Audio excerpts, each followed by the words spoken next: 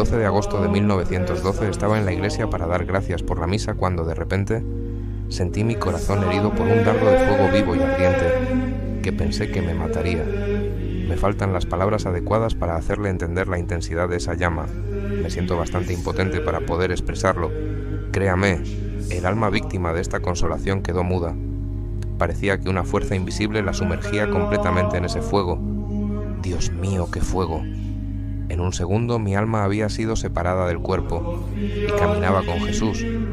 Esta carta del Padre Pío describe cómo uno de los grandes santos de nuestro tiempo y de todos los tiempos recibía los estigmas de Cristo. En ese momento sentía solo el impacto de la perforación de su corazón. Más tarde, sin embargo, estos signos serían visibles. Francisco Forcioni nació en el pequeño pueblo de Pietrelcina, en la provincia italiana de Benevento, el 25 de mayo de 1887, y fue bautizado al día siguiente. Sus padres, Gracio y María, eran personas humildes, pobres y muy devotas. Tuvieron 7 hijos que educaron en la fe cristiana. Francisco deseaba ser sacerdote desde muy pequeño. Decía querer vivir para Dios, consagrarse a Él y hacer el bien a las personas. Su madre dio el siguiente testimonio sobre su infancia. Nunca cometió ninguna falta, no tenía caprichos, siempre obedeció a mí y a su padre. Cada mañana y tarde iba a la iglesia a visitar a Jesús y la Virgen María. Desde pequeño tenía gran devoción a Nuestra Señora y a su ángel de la guarda. No salía con sus compañeros. A veces le decía: «Ve afuera a jugar con los niños», pero él me respondía: «No quiero porque blasfeman». Francisco fue agraciado con muchos dones extraordinarios por parte de Dios.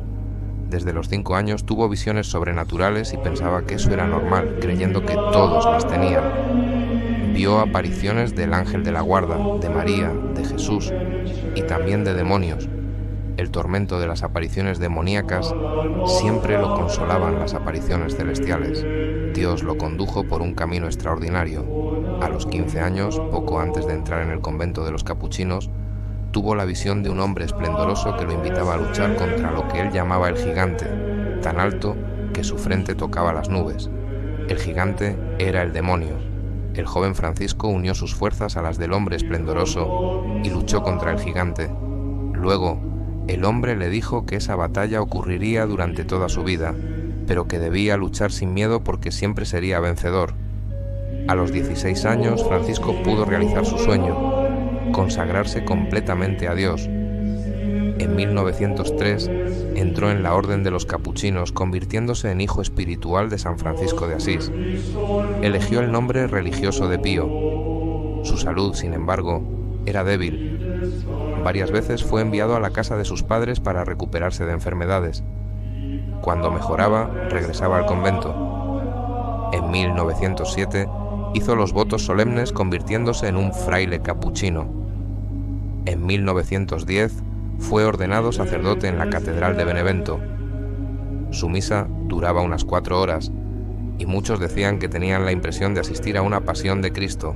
En esa época se ofreció a Dios como víctima por los pecadores y las almas del purgatorio. La Iglesia solo permite esto cuando hay un director espiritual muy competente para ayudar a quien se ofrece, pues todos fuimos salvados por Jesucristo.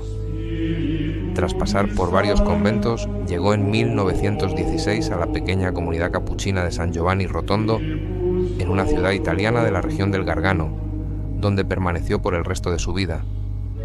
Era muy meticuloso y sus días estaban siempre llenos de largos momentos de oración. Se levantaba siempre a altas horas de la madrugada, pasaba horas solo en la capilla rezando y meditando, rezaba 5 rosarios al día, preparándose así para celebrar la misa. Esta era la parte del día que más disfrutaba, pues en el silencio de la madrugada nadie lo interrumpía y podía tener una gran intimidad con Jesús sacramentado y con Nuestra Señora. Siempre decía: en los libros buscamos a Dios en la oración o lo encontramos después de la misa. Después de la misa tomaba un desayuno sencillo y luego atendía a los fieles. Pronto se corrió la voz de que era un excelente confesor y consejero. Las filas en su confesionario crecían cada vez más. Llegó a pasar hasta 14 horas al día confesando y atendiendo personas. Muchas personas sin fe se convertían al hablar con él. A muchos les decía, al final de la confesión: recuerden sus pecados, por más numerosos y graves que sean, están limitados. La misericordia de Dios es infinita.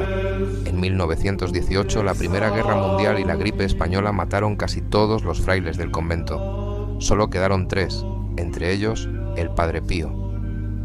Un hecho extraordinario ocurrió cuando rezaba en la pequeña iglesia del convento frente al crucifijo. Lo describió en una carta enviada a un sacerdote amigo.